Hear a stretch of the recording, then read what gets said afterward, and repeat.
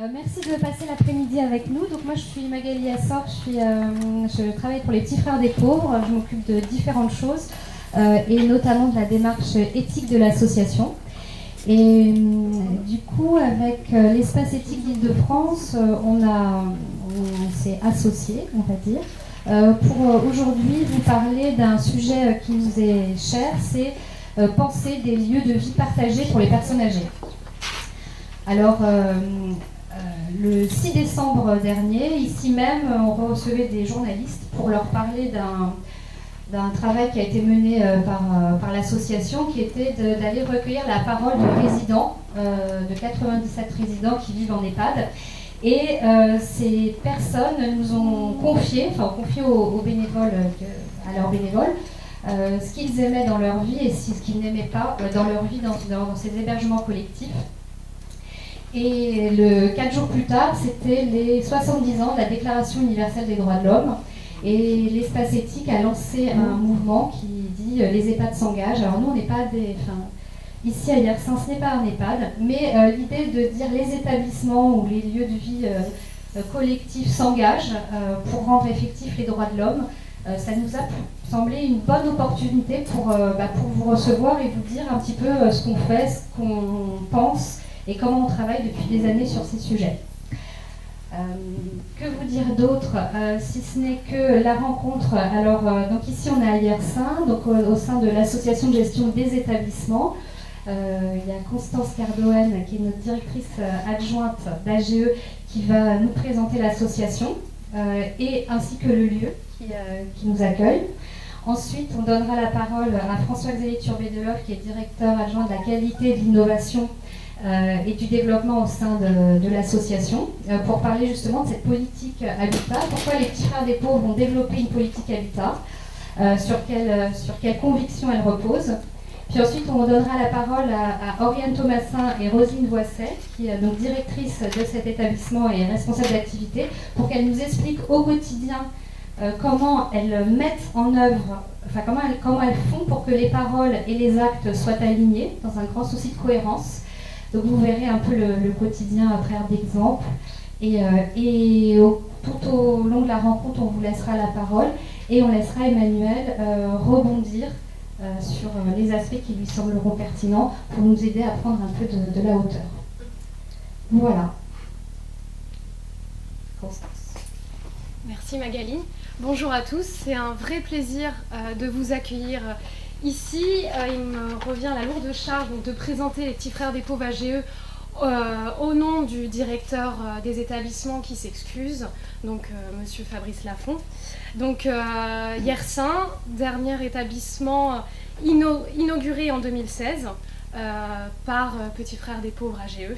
Donc l'association, c'est quoi? Donc c'est une association qui a été créée en 2001 et qui appartient à l'ensemble Petits Frères des Pauvres. Elle partage les mêmes valeurs de solidarité, de fraternité, de lutte contre la solitude et l'isolement des personnes de plus de 50 ans. En fait, elle met en œuvre, et je laisserai la charge à mon collègue de vous en parler plus précisément, la politique habitat des Petits Frères des Pauvres. Donc c'est une politique qui vise à créer des solutions alternatives entre le fait de vieillir à domicile, tout seul, éloigné et souvent souffrant d'isolement, et le tout collectif. Il ne s'agit pas de décrier le tout collectif, mais vieillir parfois dans les grands ensembles fait perdre une certaine forme d'unité, d'identité à la personne. Donc l'objectif d'AGE, c'est de proposer des solutions qui soient alternatives, innovantes, à taille humaine, où chacun a son espace de vie privatif, mais où il y a aussi des espaces de rencontre qui sont prévus, des espaces qui sont propices à la création, recréation de liens et de moments de vie entre les personnes afin qu'elles puissent vieillir sereinement. Voilà l'ambition des Petits Frères des Pauvres AGE, qui en fait se positionne en amont, en expérimentation des politiques publiques et qui vise ensuite, essaye de les faire reconnaître par les politiques publiques a posteriori. Et donc il y a une dimension d'ingénierie qui est très forte au sein de notre association. Donc Petits Frères des Pauvres AGE, c'est donc une trentaine d'établissements répartis sur tout le territoire national, avec des établissements qui relèvent de l'hébergement, du logement et puis de maisons de vacances.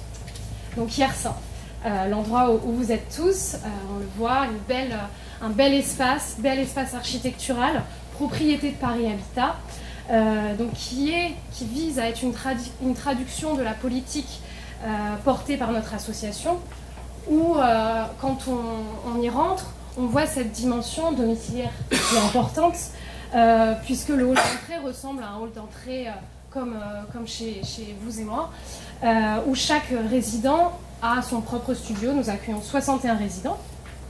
Mais c'est plus que ça, Yersin. Il y a donc trois unités qui cohabitent dans cet espace, cet ensemble de 3000 m², avec donc une ambition de permettre aux personnes de se rencontrer et une ambition de mixité. Donc au premier et au deuxième étage, vous avez donc une petite unité de vie qui accueille 21 personnes.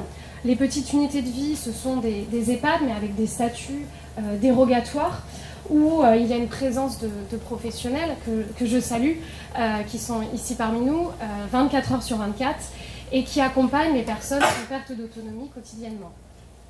Ensuite, vous avez donc le troisième, là où nous sommes, et le quatrième étage, qui sont destinés à une pension de famille, qui accueille des personnes ayant eu des parcours de vie difficiles, souffrant de multiples fragilités, et dont le fait de bénéficier de studios privatifs et de ces grands espaces communs favorise la reconstruction.